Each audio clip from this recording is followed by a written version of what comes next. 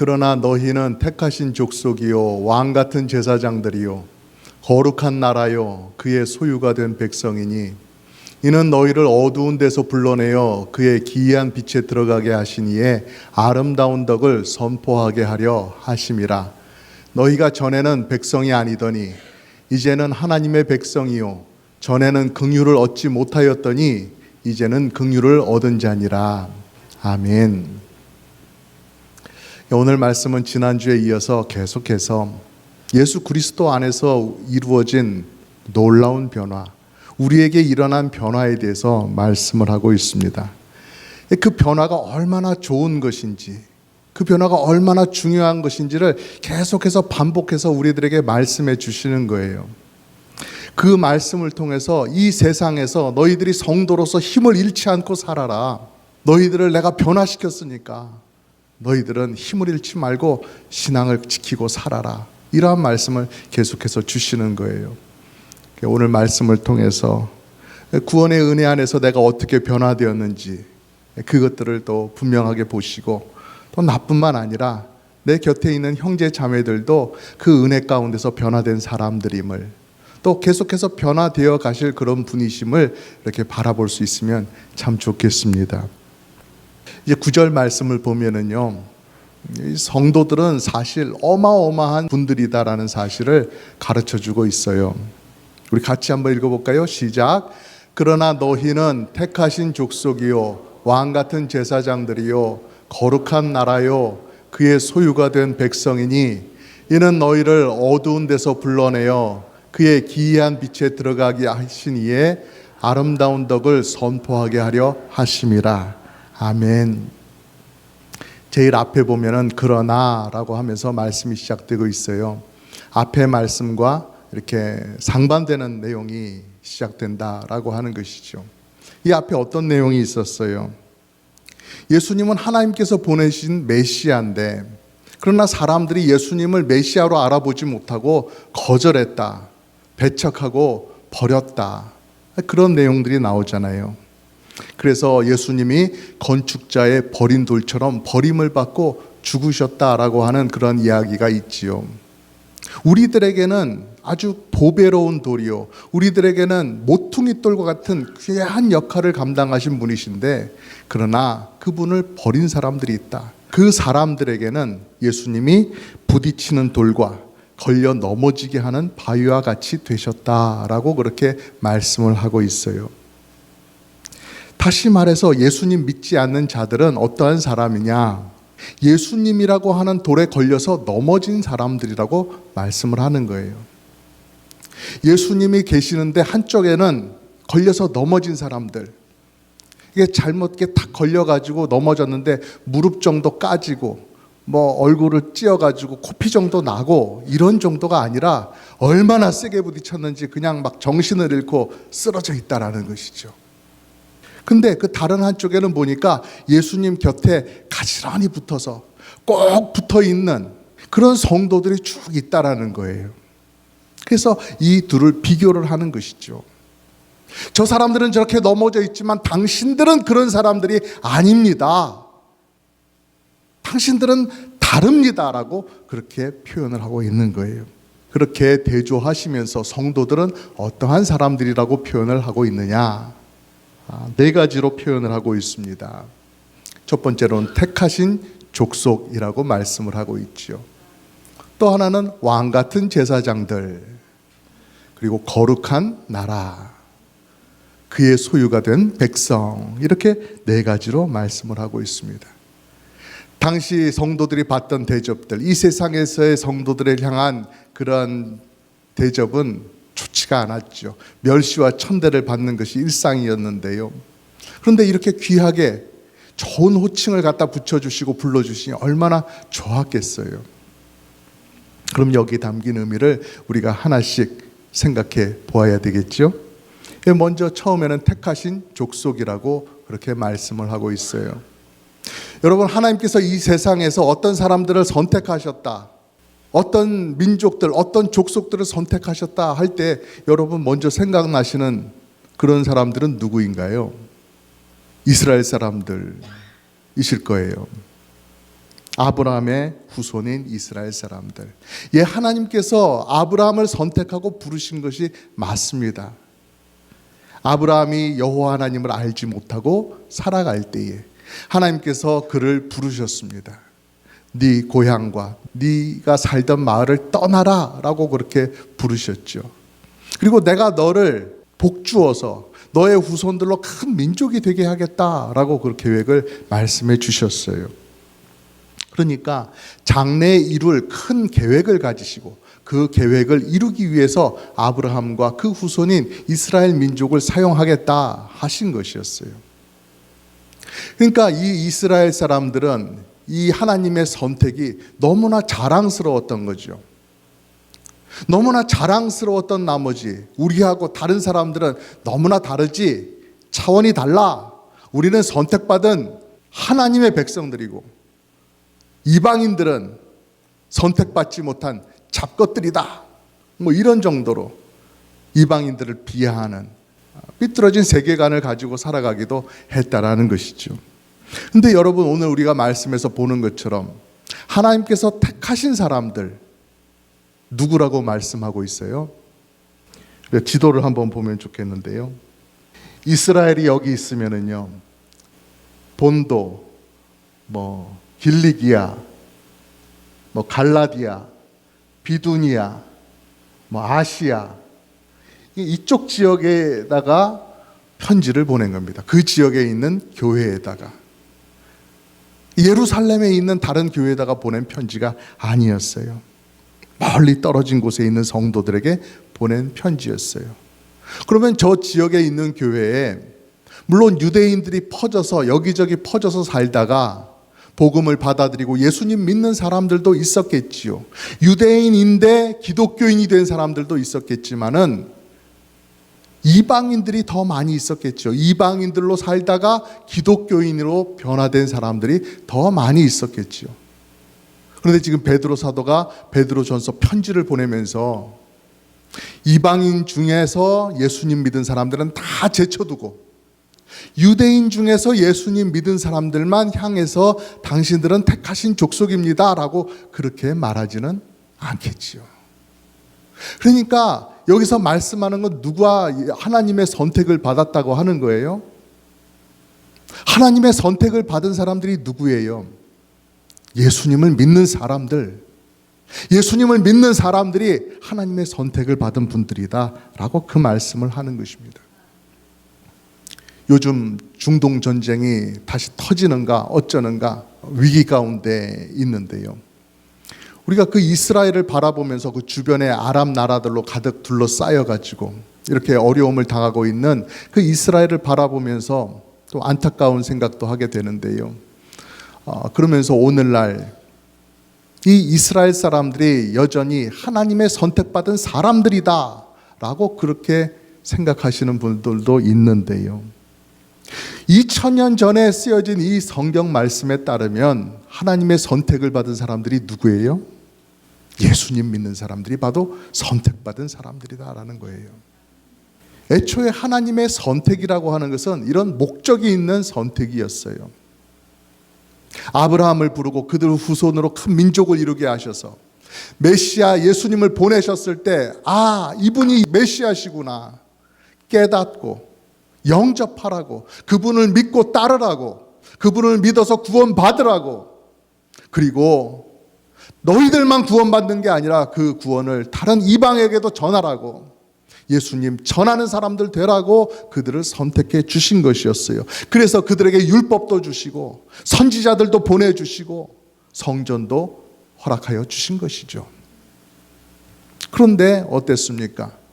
유대인들이 선택받은 사람들이라고 하지만 그렇게 살아가는 것이 아니었다라는 것입니다. 예수님을 거절하는 사람들이었다는 거예요. 그래서 로마서에서도 이렇게 선언을 하시는 것입니다. 로마서 2장 28절 무릇 표면적 유대인이 유대인이 아니요 표면적 육신의 할례가 아니니라 오직 이면적 유대인이 유대인이다 라고 그렇게 말씀하고 있습니다. 국적이 유대인이라서 혈통이 유대인이라서 유대인인 것이 아니고 선택받은 사람들이 아니다라고 말씀하는 거예요. 진짜 이 속이 유대인인 사람, 영혼이 뼛속까지 유대인인 사람, 그 사람들이 유대인이다. 정말로 아브라함의 믿음을 따라 사는 그 사람들이 하나님의 선택받은 사람들이다. 그들이 바로 예수님 믿는 사람들이다. 예수님을 따라서 오늘도 고통과 힘든 것을 극복하며 인내의 삶을 살아가는 사람들이 바로 하나님의 선택받은 사람들이다. 이 사실을 알려주고 있는 것입니다. 여러분 모두가 하나님의 특별한 선택을 받으신 선택받으신 분들이세요. 여러분, 이 사실을 생각하면 얼마나 놀라운 은혜입니까? 내가 뭐가 특별해서 하나님이 나를 콕 찍어서 선택을 하신단 말이십니까? 나는 별것 아닌 사람이잖아요. 나는 그냥 고집세고 내세울 것 없는 수많은 사람들 중에 한 명일 뿐이에요. 하나님 편에서 보면 아무 쓸모도 없는 그런 사람인데 나를 선택하셨다. 그러니 그것이 은혜인 것입니다. 하나님이 나를 선택하셨다는 그 사실, 그것이 벌써 우리는 말로 다 할 수 없는 은혜를 받은 사람이라는 증거예요. 그럼 여러분, 그 다음은 무엇입니까? 그 다음 호칭으로 주어진 것은 왕같은 제사장들이라고 하셔요. 성도를 향해서 당신들은 제사장 같은 사람들입니다 라고 하는 이유는 뭘까요? 어떤 의미가 담겨 있는 것일까요?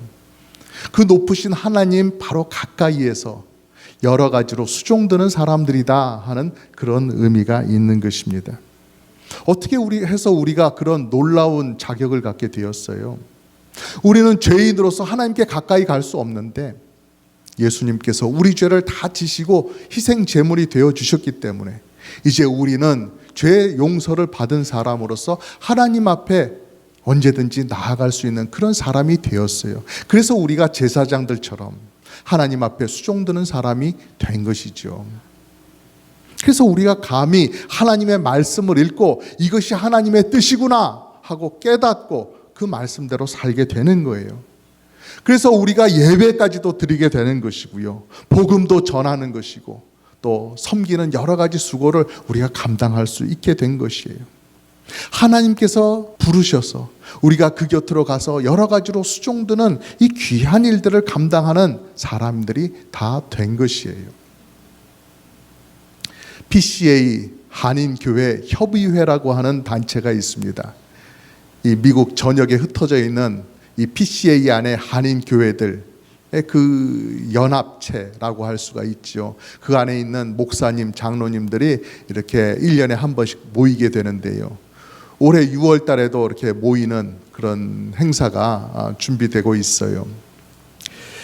근데 거기에도 이제 물론 회장님이 계시죠. PCA, 한인교회 협의회 회장. 이러면은 뭔가 덕망 있고 존경받는 분이 회장이 되시는 것 아니겠어요? 여러 목사님들 중에서도. 근데 이 회장님께서 지금 요즘 뭐 하고 계시는지 아세요? 후원금 거들라고 여기저기 교회에 보내는 편지, 이거 손으로 이렇게 직접 이렇게 써서 정성을 막 들여가지고 그런 편지를 여러 통 쓰고 계세요.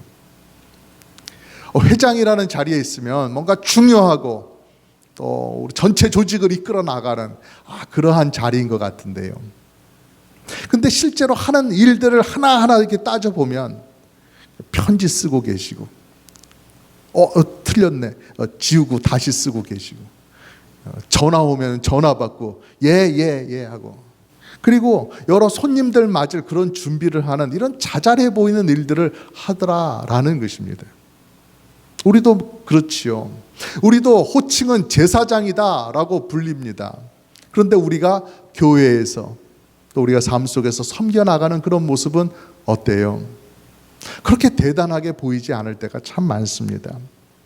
교회 다니지 않는 분들이 교회 다니시는 어떤 분을 향해서 그렇게 말할 수 있어요. 이봐 김씨, 자네 교회 다닌 지 한 30년 됐지? 근데 아직도 자네가 교회 청소하고 교회 밥하고 양파도 까고 설거지도 하나? 다 내가 해. 이렇게 대답하겠지요. 우리가 하고 있는 정말 중요한 일, 우리 속에서 일어나고 있는 정말 중요한 일이 뭔지 모르면 교회 바깥에 계신 분들은 그렇게 오해할 수도 있어요. 별것 아닌 것 하고 있구나. 가서 고생만 하고 있구나. 그래서 오늘 말씀에 다시 한번 일러주시는 거예요. 교회 안에서 성도로서 온갖 핍박 속에 있고 때로는 허드렛 일들을 하고 내가 왜 이런 대접을 받아야 되나, 내가 왜 이런 일을 해야 되나 라고 생각할 수도 있지만, 이 세상의 대접 속에서 내가 낮아진 자존심을 가지고 내가 이것밖에 안 되나 하면서 살아갈 수도 있기 때문에 그런 생각하지 말라고, 당신은 왕 같은 제사장입니다 라고 이 놀라운 호칭으로 불러주고 있는 것이죠. 당신은 높으신 분이십니다. 제사장처럼 하나님 앞에서 여러 가지로 섬기는데 아주 높으신 분입니다. 왕 같은 분이십니다 라고 말씀해 주시고 있는데요, 여러분 왜 하필이면 왕일까요?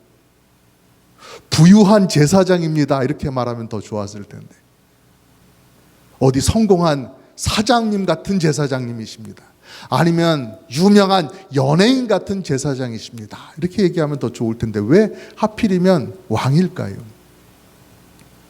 우리가 섬기는 하나님이 왕이시기 때문에 그래요. 예수님이 왕이시기 때문에 그렇습니다. 여러분, 얼마나 멋진 호칭입니까?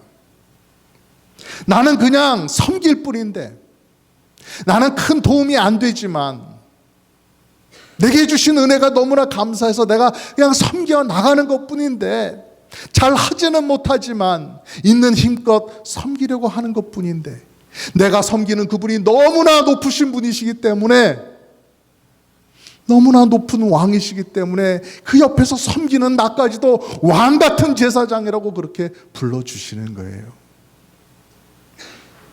여러분, 이런 깨달음이 우리에게 확 밀려오면 얼마나 감사한지 모릅니다. 이 세상에서의 여러 가지 호칭, 여러 가지 지위들, 그런 것이 문제가 아니죠. 영광도 이런 영광이 없습니다. 나를 어떻게 왕 같은 제사장이라고 불러주시나. 여러분, 여러분이 바로 이 놀라운 호칭의 주인공이십니다. 세 번째로는 또 어떤 호칭이 주어지고 있습니까?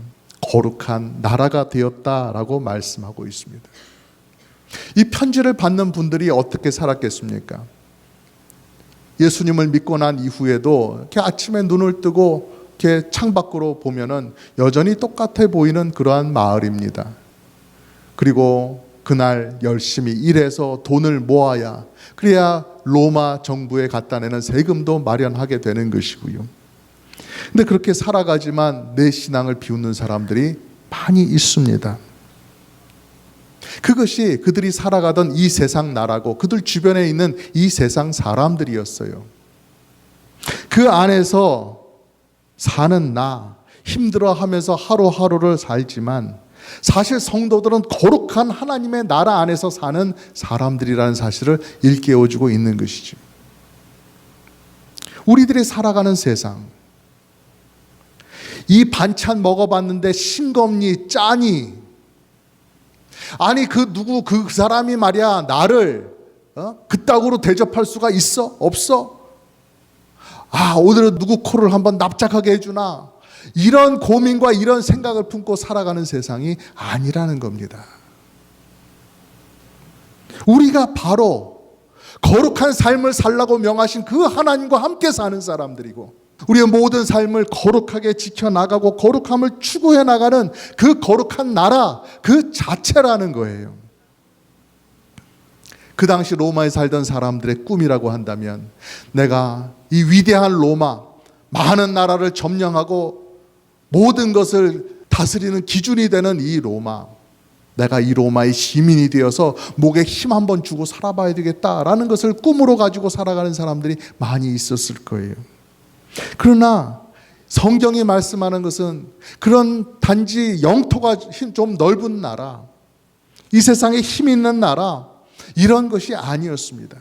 거룩함을 추구하기에, 거룩한 사람들로 채워져 있기에 이 세상은 감히 흉내도 낼 수 없는 그런 나라를 말씀하고 있는 것이에요.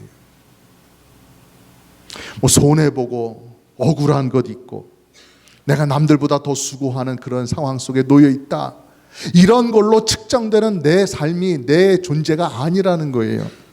내가 하나님의 거룩한 그 말씀을 따라서 얼마나 변화되는가, 그것이 내 속에서 얼마나 진짜로 내 것이 되었는가 하는 이런 것으로 평가되는 하나님 나라의 거룩한 사람이라고 하는 것이에요. 여러분, 내가 사는 나라가 이제는 한국이 아니고 미국이 되면은 이제 미국 사람처럼 살아야 되는 것 아니겠어요? 성경은 그 말씀을 하는 거예요. 우리는 이제 이 세상 여기저기를 떠돌면서 어떻게 살면 더 좋은가, 여기가 좋은가 저기가 좋은가, 그것 가운데서 방황하는 사람들이 아니라는 것입니다. 우리는 이제 지성소 안으로 들어간 사람들이에요. 하나님의 거룩한 임재 앞에서 살아가는 사람들이 되었다라는 것을 말씀하는 거예요. 하나님께서 모세에게 말씀하신 것처럼 네가 지금 서 있는 곳이 바로 하나님 앞이시다, 이것을 일깨워 주는 것입니다. 여러분, 마지막으로 우리는 어떤 사람입니까? 하나님의 소유가 된 백성이라고 말씀을 하고 있습니다. 이것을 강조하기 위해서 이 다음 구절 10절에서도 이렇게 말씀을 합니다. 우리 같이 한번 읽어볼까요? 시작. 너희가 전에는 백성이 아니더니 이제는 하나님의 백성이요 전에는 긍휼을 얻지 못하였더니 이제는 긍휼을 얻은 자니라. 아멘. 우리가 하나님의 소유가 된 백성이 되었다 하는 이 사실 안에 많은 의미가 담겨져 있을 것입니다. 모든 것을 가지고 계시는 하나님 안에서 우리가 누리게 되는 부요함도 말할 수 있을 것이고요. 또 죄악으로부터 승리하는 생활, 아니면 대적들이 주는 공격으로부터 하나님께서 막아주시니 우리는 이제 안전하게 살게 되었다 하는 이런 것들도 말할 수가 있을 것인데요. 근데 오늘 말씀에서 가장 중요하게 하나님의 소유된 백성 된다라는 것은 어떤 의미냐? 하나님께로부터 긍휼을 얻게 되었다. 긍휼을 받은 사람들로 표현이 되고 있습니다. 긍휼 하면 다른 말로 불쌍히 여김, 용서, 영어로는 mercy, 이런 것들로 말할 수가 있을 텐데요. 이 긍휼의 의미를 가장 잘 드러내고 있는 그런 예를 꼽자고 한다면 신약 성경의 탕자의 비유를 우리가 생각해 볼 수가 있겠지요. 집안에 있는 작은 아들이 이제는 더 이상 이 집안에서 살기 싫습니다. 아버지와 형의 그런 간섭 속에서 살기 싫습니다 하고 제 목 챙겨주십시오 하고 그거 다 받고 아버지의 집을 떠나갔습니다. 싫다고 나간 작은 아들이었습니다. 근데 나가 보니까 어떻습니까? 처음에는 돈을 가지고 있으니까 좀 사는 것 같았지만 돈이 다 떨어지고 나니까 이제는 거지가 되었던 것이죠. 아무것도 없는 처량한 거지 신세가 되었어요. 그럴 때 이 작은 아들에게 드는 생각이, 내가 지금 이렇게 거지꼴로 있다가 굶어 죽느니 차라리 아버지 집에 다시 돌아가서 이제는 그냥 저를 하인 중에 한 명으로 써주십시오 하고 하인으로 살아가는 것이 더 낫겠다 싶어서 집으로 돌아갑니다. 하인으로만 받아주는 것도, 그것도 참 감사하겠다 싶어서 집으로 터벅터벅 걸어가고 있는데 아버지의 반응이 어떻습니까?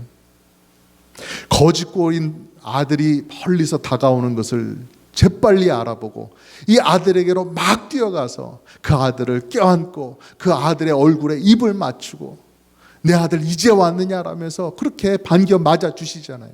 집으로 얼른 데리고 가서 씻기고 옷을 갈아입히고 그리고 그 아들에게 귀한 반지를 끼워주면서 이 집 떠나기 전에 그 아들처럼 그렇게 대해 주시는 거예요. 그리고 큰 잔치를 베풀죠. 내 아들이 살아서 돌아왔다. 잔치를 벌이자. 이 기쁨을 나누자 하면서 잔치를 벌입니다. 여러분, 그 아버지가 꼭 그렇게 해야 되는 건 아니죠. 그냥 그 아들을, 이 못된 아들을, 그동안 한 잘못이 있으니까 너는 이제 하인으로 살아라 이래가지고 하인으로만 받아주어도 동네 사람들이 말할 것입니다. 어떻게 저렇게 자비로운 아버지가 있을 수가 있느냐, 어떻게 저런 아들을 다시 받아서 하인으로까지 써줄 수가 있느냐라면서 칭송할 일이었습니다. 근데 그 정도가 아니라 예전에 아들처럼 귀하게 그렇게 맞아 주었다는 거예요. 이 아버지의 마음이 죄인인 우리들을 용서하여 주시고 예수 그리스도 안에서 받아주신 하나님 아버지의 긍휼의 마음이라고 하는 사실이에요. 여러분, 이렇게 해서 우리가 4가지를 살펴보았는데요. 우리는 정말 하나님 아버지께로부터 귀한 4벌의 옷을 선물 받았지요? 목사님, 뭐가 4개예요? 잘 모르겠는데요. 이 4가지 지금 말씀드린 우리의 귀한 변화와 그 변화 뒤에 있는 하나님의 계획, 선택, 이런 것들을 말씀드리는 것입니다. 베드로 사도의 편지를 받았던 이방 교회의 성도들, 우리들을 하나님이 선택하셨다고, 우리들이 거룩한 제사장이라고, 우리가 거룩한 나라라고, 우리가 하나님의 소유된 백성이라고, 이런 이야기를 들으면서 얼마나 기분이 좋았을까요? 맨날 조롱과 비난을 들으면서 자존심 낮아질 대로 낮아지고 내게 어려움만 안겨주는 그런 세상을 내가 살아왔는데, 그런 세상이 너무나 커서 참 살는 것조차 버거웠는데, 너희는 선택을 받은 내 사람이다, 거룩한 나라다 라고 하는 이 선언을 들으니 얼마나 감격스러웠을까요? 얼마나 힘이 났을까요? 여러분도 그렇지 않습니까? 이런 놀라운 이야기를 들으면서, 이런 놀라운 호칭을 다시 한번 들으면서 여러분의 마음속에 생동하는 기쁨, 넘치는 감격이 있지는 않으십니까? 그래, 나는 하나님의 사람이야, 하나님께서 나를 이곳에 부르셨어 하는 그 감격이 우리에게도 있기를 간절히 바랍니다. 아닌 게 아니라 오늘 말씀은 예수님 때문에 우리 안에서 일어난 놀라운 변화, 그 충격적인 사건을 우리에게 이야기해 주고 있는 것입니다. 우리가 나중에 그렇게 되면 얼마나 좋을까? 그런 바람을 이야기하고 있는 것이 아니에요. 우리가 열심히 살고 열심히 노력하면 조금이라도 그렇게 이루지 않겠어? 라고 하는 그런 것들을 말하고 있는 것이 아닙니다. 이미 우리 안에 이루어진 것을 말하고 있는 것입니다. 이루어진 변화를 말씀하고 있는 거예요. 하나님께서는 이미 우리를 구원하기로 선택을 하셨어요. 그리고 우리는 예수님을 믿음과 동시에 거룩한 제사장으로 사는 삶을 살고 있는 거예요. 우리는 이미 거룩한 나라의 일원이 되어서 살고 있는 거예요. 그럼 이제 우리가 해야 될 일은 무엇입니까? 이 변화에 맞는, 이 변화된 신분을 가지고 그렇게 살아가는 것이죠. 한 아이를 입양한 가정을 생각해 보시기 바랍니다. 부모가 한 아이를 입양해서 데려다 놓고 정말로 그들의 자녀로 진심으로 대하며 살아갑니다. 그렇게 키워갑니다. 그러면서 그 부모가 그 자녀에게, 그 입양한 아이에게 바라는 것이 무엇이겠어요? 이 아이가 우리들을 정말로 진심으로 부모로 대해주면 좋겠다, 그것 아니겠어요? 열심으로 키우는데 그 아이가 그 사랑을 깨닫고 엄마, 아빠 이러면서 불러주는 그 목소리, 그걸 들으면 정말 그 부모의 마음이 이것보다 더 귀한 기쁨이 어디에 있겠어요? 그리고 그 아이가 자라서 나중에 어른이 되었을 때에도 부모님께서 나를 사랑해 주시고 이렇게 여러 가지로 채워주셔서 내가 이런 사람이 되었습니다, 다 부모님의 덕분입니다 라고 그렇게 말한다면 이 말을 듣는 부모님의 마음이 얼마나 흐뭇하겠어요. 기쁨도 이런 기쁨이 없는 것이죠. 이보다 더한 감격이 어디에 있겠어요? 여러분, 우리를 왕 같은 제사장으로 만들기 위해서, 우리를 거룩한 나라로 삼으신 데는 그 뒤에 하나님의 특별한 사랑과 선택이 있었음을 여러분 잊지 마시기를 바랍니다. 세상 살다 보면 참 여러 가지 걱정되는 일이 많죠. 문제거리도 참 많습니다. 근데 그거 이야기하다 보면 한이 없어요. 이야기하다 보면 더 속이 속상해지죠. 너무나 속상해서 밥맛도 없어지고요. 자다가도 벌떡벌떡 일어날 그런 속상함이 있는 거지요. 우리가 겪어봐서 아는데 이게 잘 컨트롤이 안 됩니다. 마음이 힘들고 문제가 있을 때 그런 것들로부터 벗어날 수 있는 방법 우리가 다 아는데 그게 잘 안 돼요. 번번이 실패합니다. 번번이 속아서 넘어가 버립니다. 시시때때로 무너져요. 어떻게 해야 됩니까? 그럴 때마다 우리가 몸부림을 쳐서 우리를 사랑하시고 우리를 불러주시고 우리를 변화시켜 주신 하나님 앞으로 나아가야 되는 것이죠. 하나님의 사랑이 놀랍다, 하나님의 은혜가 귀하다, 이 사실을 우리가 계속해서 말해야 되는 것이에요. 그리고 그것이 정말로 나를 살리고 나를 바로잡아주는 정말로 중요한 일이고 방법이 되는 것입니다. 여러분, 우리가 어떤 험난한 상황에 빠져도 우리의 정체성은 변하지 않아요. 우리는 여전히 예수님 믿는 사람이고 우리는 여전히 하나님의 귀한 사랑받는 그러한 사람들입니다. 여러분은 하나님의 택하신 분들이시고 왕 같은 제사장들이시고 여러분은 거룩한 나라에서 살아가고 계시고 여러분은 하나님의 소유된 백성이십니다. 이것이 변하지를 않습니다. 그러므로 우리에게 주신 이 영광과 특권, 이것을 생각하셔서 우리의 인생의 목적이 이 세상이고 이 세상 사람들이 되지 않고 우리 하나님 아버지가 되도록 여러분 잘 그렇게 신앙생활 잘 해나가시기를 주님의 이름으로 축복합니다.